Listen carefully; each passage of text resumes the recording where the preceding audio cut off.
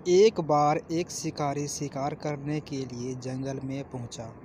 उसने अपने तीर पर बहुत ही खतरनाक जहर लगाया और शिकार को निशाना बना करके उसने तीर को छोड़ा। लेकिन उसका तीर चूक गया और तीर एक पेड़ पर जा लगा। वह पेड़ बहुत ही हरा भरा और बहुत सारे तोते उस पेड़ पर रहते थे।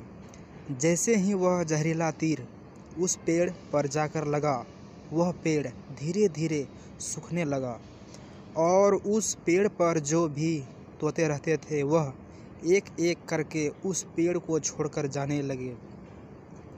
उस बड़े से पेड़ के कोटर में एक बहुत ही बूढ़ा तोता रहता था, जो बहुत ही धर्मात्मा और अच्छे मन का था।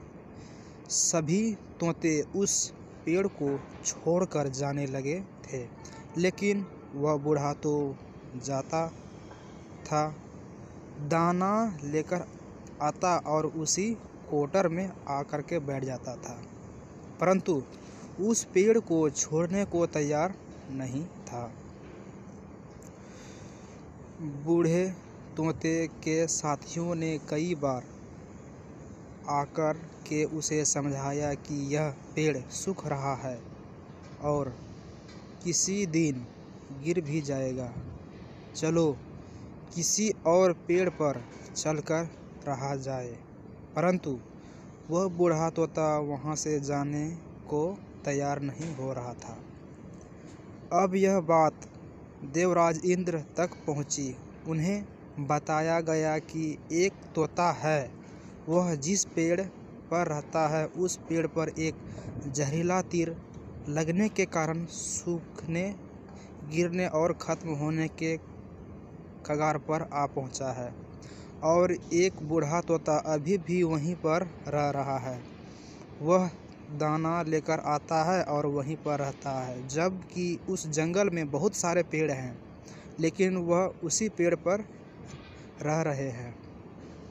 देवराज इंद्र प्रकट हुए और उस बूढ़े तोते से कहने लगे कि आप बहुत धर्मात्मा हैं, बहुत ही अच्छे मन के हैं, लेकिन आप इस पेड़ को छोड़कर किसी और पेड़ पर चले जाइए, क्योंकि यह पेड़ कुछ ही दिनों में गिर जाएंगे।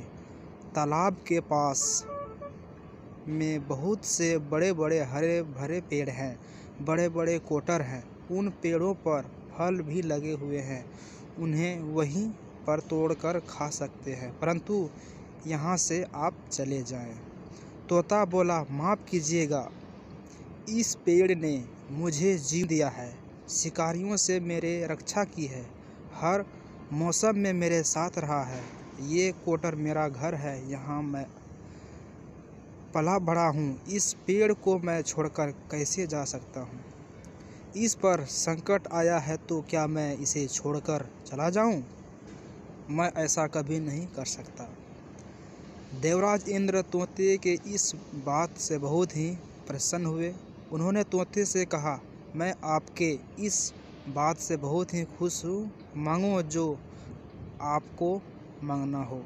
उस बूढ़े तोते ने कहा, मुझे बस इतना मांगना है कि जिस पेड़ ने मुझे जन्म दिया, जहाँ मैं रहा पला बढ़ा, जिसे आप मेरा जन्मभूमि कह सकते हो, आप इसे फिर से वैसा ही हरा भरा कर दो जैसा यह पहले था। देवराज इंद्र ने अमृत से उस पेड़ को सींच दिया और पहले की तरह हरा भरा कर दिया। अब वापस से उस पेड़ पर आकर के बाकी तोते रहने लगे।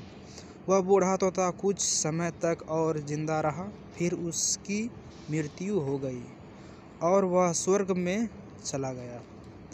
यह कहानी दोस्तों, यह कहानी हमें सिखाती है कि जब भी किसी इंसान का बुरा दौर आता है तो इमोशनली वह टूटा हुआ होता है, उसे किसी के सहारे की ज़रूरत होती है, किसी की आवश्यकता होती है। अगर आप ऐसे समय में उसे छोड़कर चले जाएंगे, उससे बात नहीं करोगे, मुंह मोड़ लोगे, तो आपसे बुरा कोई नहीं है। क्योंकि आप किसी के सुख का साथी बने या ना बने, लेकिन आपको हमेशा किसी के दुख का साथी ज़रूर बनना चाहिए। तो हेलो दोस्तों, आप लोग को यह मोटिवेशनल स्टोरी अच्छी लगी हो तो हमारे चैनल को सब्सक्राइब करें। इसी तरह के कहानी सुनने के लिए हमारे चैनल से जुड़े हुए रहें। धन्यवाद।